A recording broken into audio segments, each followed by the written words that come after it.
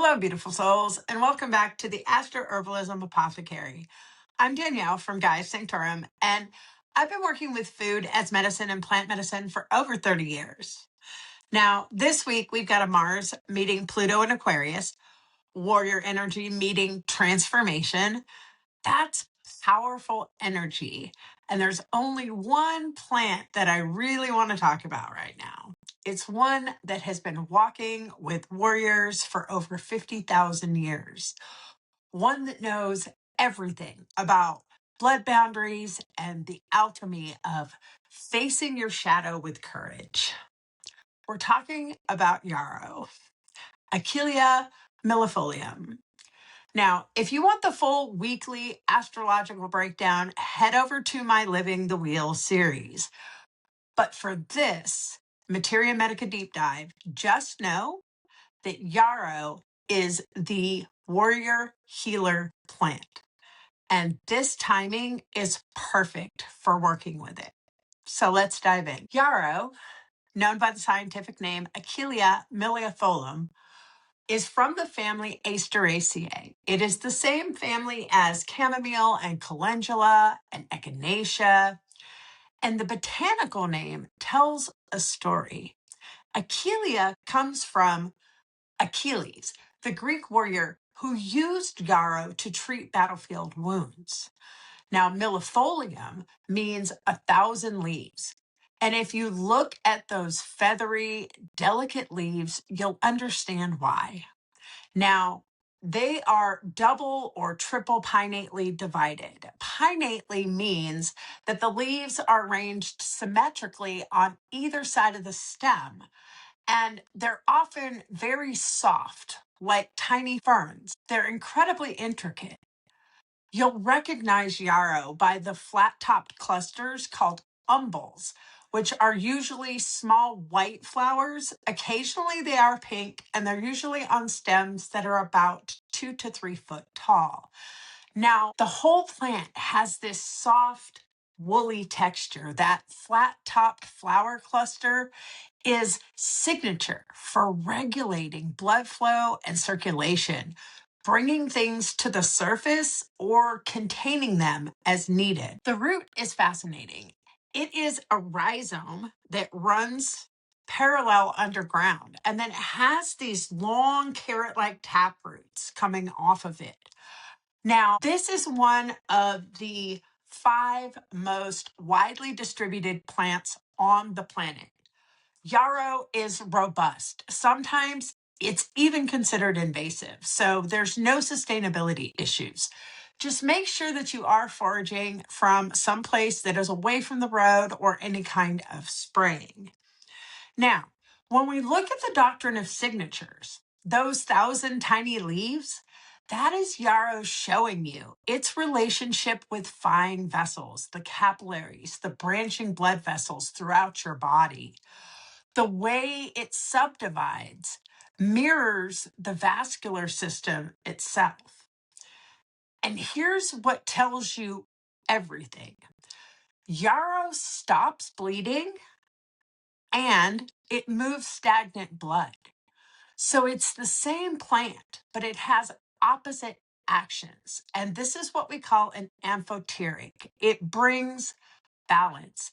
It knows what your body needs and it does that. Now, Yarrow's planetary ruler traditionally is Venus because Venus rules the circulation in planetary herbalism. However, I also see a lot of Mars energy with Yarrow as well. Mars, because this is warrior medicine. It has been a battlefield herb since ancient times. It stops bleeding, it sets fierce boundaries. As a matter of fact, the Gaelic name, and I hope I don't butcher this, is Ehedhalun, which means father of the earth. It has that protective warrior father energy. Now, Venus appears in Yarrow as one of the primary women's herbs. It regulates menstruation, it harmonizes hormones, it balances. Those soft, feathery leaves carry Venusian grace. In my practice, I work with Yarrow as Venus medicine doing Mars work. So it's cooling, harmonizing energy that knows how to protect and how to defend. But your experience with it might differ, and that's valid. Now, the energetics of the plant are going to tell you when to use Yarrow and when not to. So the temperature is cooling to neutral. It brings down fevers, cools inflammation, calms internal fire, but it can also warm when needed, moving cold stagnation. As far as moisture, it is both drying and moving, and this is key. Its astringent quality tones tissues and contains fluids, but the diaphoretics, which means it promotes sweating, and diuretic, meaning it increases urination, it's simultaneously contracting and releasing. Now, its taste is bitter and astringent, but also slightly sweet. This combination tells us that Yarrow works on multiple tissue layers simultaneously. Now, as far as tissue states, it helps with excess heat and inflammation, damp stagnation, atrophy, deficiency, depression, the internal pooling of blood or fluids. Now, basically, Yarrow is amphoteric. It works in opposite ways depending on what your body needs. If you're too hot, it cools you. If you're too stagnant, it'll move you. If you're bleeding out, it will contain you. And if you're stuck and cold, it will help you warm and release. Kind of think of it like a wise grandmother who knows exactly what you need in that moment. It doesn't force anything, it supports your body's wisdom in finding balance. Now, constitutional type is key. So there are people who need Yarrow. These are people with heat, with inflammation or fever patterns, stagnant blood or fluids needing movement, people with porous boundaries, either physically or energetically, any kind of blood dysregulation, heavy periods, hemorrhoids, nosebleeds, or internal stagnation. What Matthew Wood calls badger energy, which is internal heat and intensity creating inflammation in the body, trauma patterns with hypervigilance. Now, there's also a list of people who do not need Yarrow. So, if a person is cold or dry with excessive vata or severely depleted, Yarrow can tend to do more harm than good. Yarrow is also an emmenagogue, which means it can bring on your periods. So you do not want to use it if you are pregnant. Also, it is part of the Asteraceae family. So if you are allergic to anything in that family, daisies, etc., you want to stay away from it. Now, this cooling, astringent, amphoteric energy is a lens for understanding everything that Yarrow does across all 5 bodies. So let's talk about the actions and constituents. Now, the primary actions, as we discussed, is diaphoretic, so it promotes sweating. It is astringent, so it tones your tissues. It is styptic or hemostatic, which means it also stops bleeding. It is a vulnerary, which heals wounds. It is an alterative, which helps support detoxification. It is a carminative. It helps relieve gas. It's also antispasmodic, so it relieves cramping. It is diuretic. It helps increase urination or helping your body get rid of extra fluids. It is antiseptic, antimicrobial. Now, clinical research shows that Yarrow reduces fever effectively. It stops bleeding, promotes wound healing, reduces inflammation. It has antimicrobial properties. Traditional use is extensive across multiple continents for thousands of years. As a matter of fact, there is archaeological evidence that shows 50,000 years of human use. The German Commission E approved it for loss of appetite and for dyspeptic complaints. Traditional Chinese medicine uses related species for menstrual bleeding, hemorrhoids, even abdominal pain. So let's talk about the indications across all 5 bodies. In the physical body, Matthew Wood calls Yarrow the master of blood and the master of fever. Both titles are clinically precise. So, as far as blood regulation goes, Yarrow is amphoteric with blood. It stops bleeding and moves stagnation. It is for hemorrhage and excess bleeding, like heavy menstrual periods, postpartum hemorrhage, wounds, hemorrhoids.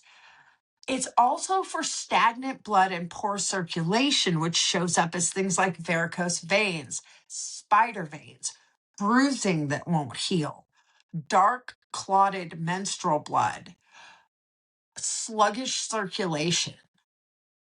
It's also incredibly good for your fevers. Hot yarrow tea is a classic diaphoretic for inflammatory fevers. It brings blood to the surface so that it opens the pores and promotes sweating.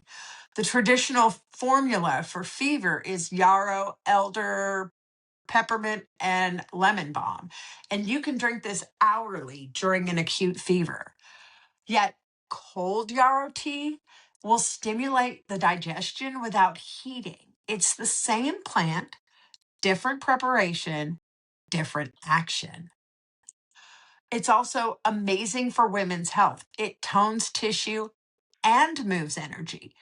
So, for things like heavy periods, I combine it with shepherd's purse. For PMS, you could combine it with yarrow, vitex, and lady's mantle. For menstrual cramps, you can combine it with some cramp bark, which are both antispasmodics. Now, it is amazing for first aid. If you're ever out in nature, a fresh leaf poultice or dried powder directly on the wound will stop the bleeding, prevent infection, and promote healing. It is both styptic, vulnerary, and antiseptic, which is a complete first aid kit. Now, as far as digestive or urinary, the bitter and aromatic flavors are great for sluggish digestion, gas, or lack of appetite. But it can also be combined with uva ursi and marshmallow for bladder infections. It really is an incredibly amazing plant. Now, in the mental body, yarrow addresses mental porousness and hypervigilance, 2 very different patterns on the same spectrum. If you have porous mental boundaries, your thoughts scatter. You can't tell your ideas from others. Mental leaking through overthinking or absorbing other people's opinions. If you have a hypervigilant warrior mind where you're always scanning for threat, can't rest, aggressive, defensive, thought patterns, rigidity in your beliefs. The cooling action calms an overheated mind. The astringent quality contains scattered thoughts. It helps discern actual threat from imagined threat. Now, in the emotional body, the key patterns that yarrow addresses, often you'll see them clustered together, like sacred rage and internal heat, right? Where anger is turned inward, creating inflammation. They've got a harsh inner critic, perfectionism that borders on self harm. Yarrow cools the fire while helping you express it constructively. For stagnant grief, which is like tears that won't flow, old sorrow that's stuck in your tissues, losses you've never processed, yarrow helps move what's been pooled.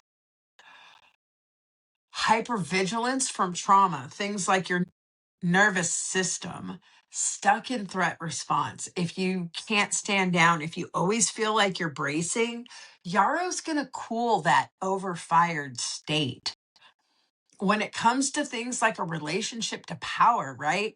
Fear of our own strength or that we're too much, or those that wield power destructively. Yarrow teaches you how to be powerful without being hard, how to be strong without being destructive. When there's emotional hemorrhage, people that give until they're depleted, that can't say no, they have no energetic skin, they absorb others' emotions. Yarrow helps contain the bleeding. The teaching is this, that Yarrow helps you to be present with intensity without being destroyed by it, how to feel deeply without fragmenting, how to transform without losing yourself. Now, in the energetic body, you will see clustered patterns like the heat pattern, a reddish or ruddy complexion, a rapid, wiry pulse, bright red tongue with maybe purple tones, agitated, restless energy. Their solar plexus feels hot. They have inflammatory conditions. They're quick to anger. In the stagnation pattern, you'd see dark clotted blood, a purple tongue with distended veins, fixed pain, emotional flatness, energy that feels heavy or immobile. For the porous boundary pattern, people who are pale with easy bruising, visible capillaries, their aura kind of feels diffuse. They get drained after interactions. They can't hold on to their energy and their root chakra is unstable. The hypervigilance pattern, wiry, tight pulse, their body's constantly bracing, a contracted, spiky field. They can't sleep. They've got digestive issues from stress. These are all keys energetically where Yarrow would be helpful. Now, there are some red flags. You do not want to use if someone is extremely cold or depleted, they have severe dryness, and again, if they're pregnant or they have an allergy to the Asteraceae family. Now, on a spiritual level, Yarrow has walked with humans for 50,000 years, teaching one lesson. You can be a warrior and a healer. So some of the patterns you're going to see with this is the karmic wound of the undefended healer, right? Past lives of being exploited, martyred, giving until death. The pattern is constantly repeating. Yarrow teaches how to heal from fullness instead of sacrifice. Now, with the karmic wound of the unjust warrior, lifetimes where boundaries became walls and protection becomes aggression. Yarrow teaches true power is tempered by wisdom. For the karmic wound of the violated boundary, these are things like sexual trauma, abuse, boundary violations, creating soul wounds. Yarrow teaches that protection is your birthright. As I'm filming this, we are experiencing a Mars-Pluto conjunction. And Mars is the warrior, the protector, the boundary setter. And Pluto is transformation through shadow, power, death, and rebirth. Mars conjunct Pluto says, face what you've avoided, cut through, claim your power, transform through action. And Yarrow says, I will teach you to be a warrior and a healer. I'll help you protect yourself without becoming hard. I'll move the old blood, literally and metaphorically, so new life can flow. This is alchemy. Warrior meets transformer, and Yarrow bridges both. During this transit, especially, Yarrow supports facing shadow with courage, holding yourself together during transformation, and claiming power without destruction. The kind of soul questions that this asks is, what warrior wounds am I ready to transform? What boundaries would change my life? What old blood needs to be released? And how can I be both fierce and tender? Now, when we make medicine with yarrow, we use the aerial part of the plant, the flowers, the leaves, and the stems, and you want to harvest when it's in full bloom. You want to harvest it in the morning after the dew dries, but before the sun evaporates the volatile oils. If you can calculate Venus hour in the morning, that would be the ideal time to harvest. Now, we make a tincture 1 to 5 with dried plant, and that was with 40% alcohol. If you're using fresh plant, you're going to use a ratio of 1 to 2 with 95% alcohol. Now, you can take this tincture, standard dosing would be 2 to 4 milliliters 3 times a day, but I generally will adjust the dosing individually based on both constitution and condition. For fevers, a hot infusion is perfect. 1 to 2 teaspoons of dried herb per cup, and you can drink this hourly during an acute fever. Traditional fever formula is mixed with elder and peppermint and lemon balm. Now, you can take this same tea as an infusion, only cold, for digestive and urinary applications so that you're getting the effects without the heat. As far as wounds, you can use a fresh poultice directly on the wounds for bleeding. It is styptic, vulnerary, and antiseptic all at once. If you have dried yarrow powder, you can sprinkle that on the wound. I carry it in my first aid kit in my backpack when I'm hiking because you never know. You can make it as a salve or an infused oil for varicose veins or hemorrhoids. A sitz bath is also amazing for postpartum care or for hemorrhoids. Now, for acute condition, you use it short term, days to weeks. For chronic patterns, you want to make sure to assess at 2 weeks, at 1 month, and then at 3 months. Long-term use is generally safe for appropriate constitutions.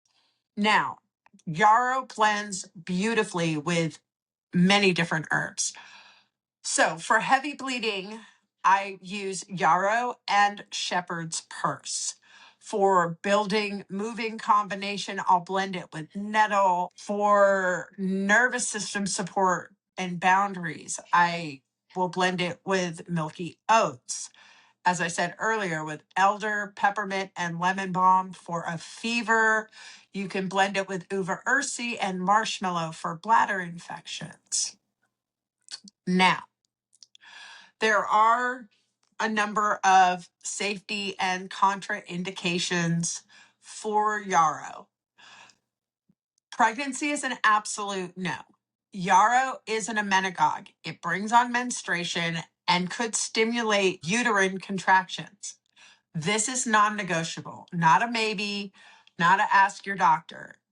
If you are pregnant or trying to conceive, do not take yarrow internally. Now, if you have an Asteraceae or Compositae family allergy, if you're allergic to ragweed, chamomile, chrysanthemum, or other plants in this family, yarrow may cause an allergic reaction or contact dermatitis. Also, safety has not been established for use during breastfeeding. A couple other notes.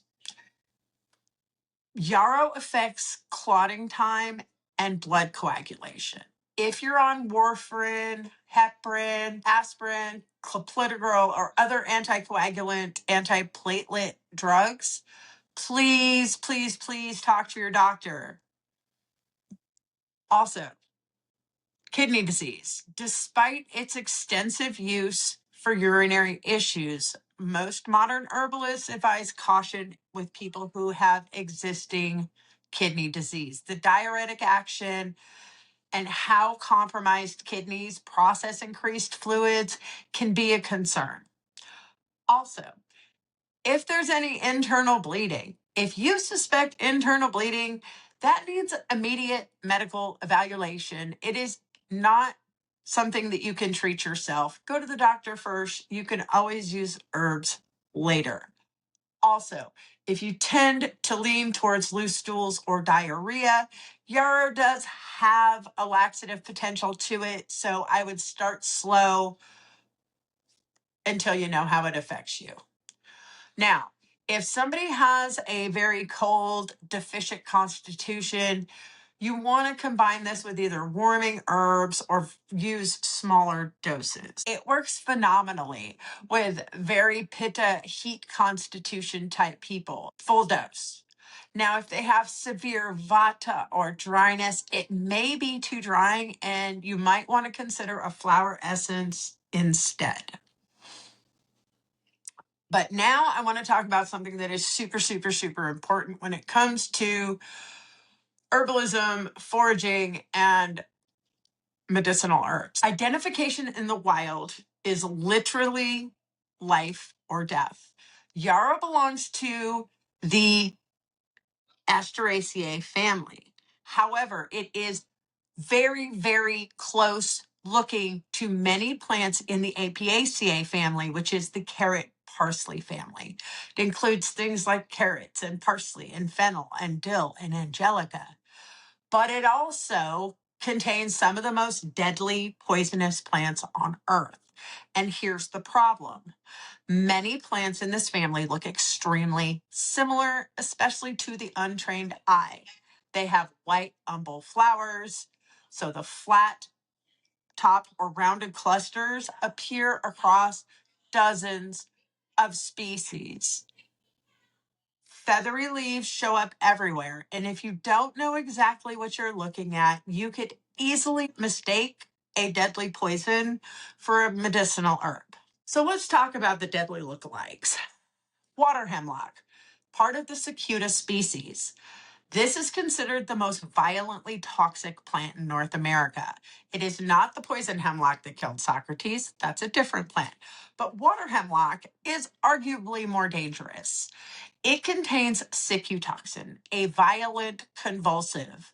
Ingesting even small amounts causes seizures, violent convulsions, respiratory failure, and death within hours, and there is no antidote. Water hemlock has white umbel flowers that can look very similar to yarrow from a distance. The leaves are more coarsely divided than yarrow, and it grows in wet areas, marshes, stream banks, wet meadows. If you find a plant with yarrow-like flowers growing with its roots in water, don't touch it. It's most likely water hemlock. The next lookalike would be poison hemlock. This is the plant that killed Socrates. It contains coniine, related alkaloids that cause progressive paralysis, respiratory failure, and death. Poison hemlock has white umbel flowers and feathery leaves, but it grows much taller than yarrow, usually 6 to 10 feet, and the stems are smooth and hollow with purple splotches. It smells musty and unpleasant when crushed, not aromatic like yarrow. The next lookalike is Queen Anne's lace, or wild carrot. This one is not deadly, but it's still a toxic lookalike that you need to distinguish from yarrow. Queen Anne's lace has the white umbel flowers. They're more lacy and delicate than yarrow's flat top clustered. And the flower heads often have a single dark purple or red flower in the very center. That's Queen Anne's blood drop. The leaves are more fern-like and hairy, and when you crush them, it smells exactly like carrots. If you dig the root up in the first year, it looks and smells exactly like a carrot. Wild carrot can cause photosensitivity and skin reactions. It is used medicinally in some traditions, but it's not yarrow, and confusing the two can be dangerous, especially for internal use. So, how do we positively identify yarrow? You always need to have multiple identification points. You never want to rely on just one characteristic. For the flowers, yarrow's flowers form flat-topped or slightly rounded clusters. Individual flowers are tiny, typically white to cream colored. Sometimes they will turn pink. The flower clusters are dense and tight, not loose and lacy like Queen Anne's lace. Yarrow blooms from late spring through the fall. Now the leaves. This is your key identifier. Yarrow's leaves are feathery and finely divided, almost fern-like. The leaves are finely dissected. They look almost like soft green feathers. If you crush a leaf and you smell it, yarrow has a very distinct aromatic flavor. It's slightly pungent. To me, it smells medicinal or resinous. Now, the leaves grow alternately along the stem, and they come from a basal rosette at the base. Now, the yarrow stems are usually single and unbranched until it gets to the flower cluster. The stems are angular or they're slightly ridged. They're not round and smooth. The stems are typically 1 to 3 feet tall, occasionally taller. There is no purple splotching on the stem. If you see purple spots on the stem, it is most likely poison hemlock, so leave it alone. Yarrow grows in dry to moderately moist areas, meadows, roadsides, disturbed areas, lawns. It does not grow in standing water or marshy areas. If you find a similar looking plant in wet conditions, leave it alone. It's most likely water hemlock. Now, the smell. When you crush the leaves, like I said, yarrow has a strong aromatic medicinal smell. Poison hemlock smells musty and extremely unpleasant. Now, water hemlock will smell somewhat like a parsnip or a carrot, but it's extremely unpleasant. And then Queen Anne's lace smells like carrots. So let's talk about the root. Okay, so yarrow has a creeping rhizome. It's a horizontal underground system with very fibrous roots. Wild carrot has a taproot that looks and smells like carrot. Water hemlock has chambered roots, and the roots are extremely toxic. So here are the non-negotiable rules. Never ever harvest a plant unless you are 100% certain of its identification. If you have any doubt, don't touch it. Now, you can use multiple field guides and resources, cross-reference photographs, botanical descriptions, and habitat information. Learn to identify the deadly plants first. Before you harvest yarrow, learn what poison hemlock and water hemlock look like so you know what to avoid. When in doubt, don't. There is no shame in leaving a plant alone if you're not certain. It is better to miss out on yarrow than to accidentally poison yourself. Take a class or go on a plant walk with an experienced forager or herbalist. Book knowledge is important, but nothing replaces hands-on learning with someone who knows what these plants look like intimately. If you're new to foraging, stick to easily identifiable plants with no deadly lookalikes. Yarrow is not a beginner plant because of its family relationships. Start with plants like plantain, dandelion, or red clover, things with very distinct features and no toxic mimics. If you suspect poisoning, if you or someone else ingests a plant and experiences any of the following symptoms, you need to call 911 immediately. Seizures or convulsions, difficulty breathing, progressive weakness or paralysis, excessive salivation, dilated pupils, confusion or altered mental state, severe abdominal pain. Do not wait to see if the symptoms get worse. Do not try to treat it at home. The plant lookalikes kill quickly and time matters. Call poison control. 1-800-222-1222. Because of the serious risk of misidentification, I personally recommend that beginners purchase dried yarrow from a reputable company or grow it yourself from verified seed or starts. Yarrow is incredibly easy to grow. It's hardy, it's drought tolerant, it spreads easily, and it thrives in most climates. You can buy organic yarrow seeds or plants from reputable suppliers. And then you can harvest it with complete confidence in what you're doing. Because once you grow it, you're going to know it well enough to be able to forage it later. If you do choose to wildcraft, please take it seriously. Learn the plants, study them in all different seasons, understand their lookalikes, and never ever harvest anything that you're not absolutely certain about. Your safety matters more than the medicine.